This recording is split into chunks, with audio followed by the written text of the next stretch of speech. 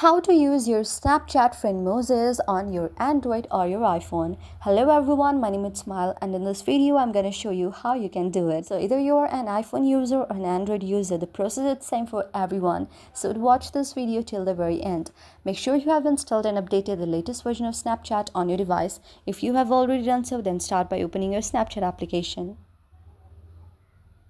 After opening it, what you need to do is tap on your profile right here. Make sure you have your own Bitmoji on your Snapchat. If you have your own Bitmoji on Snapchat, then you're done.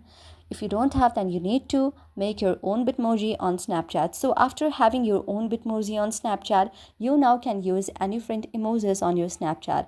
Just go on the chat of any person that you want to talk to and then try to go on the sticker, and then you will see the Bitmoji is right there and you can use it without any hesitation. So that's how you can get it. I hope you like the video. If you like the video, then please do hit the thumbs up and subscribe button, and also comment in the comment section below. Thank you for watching.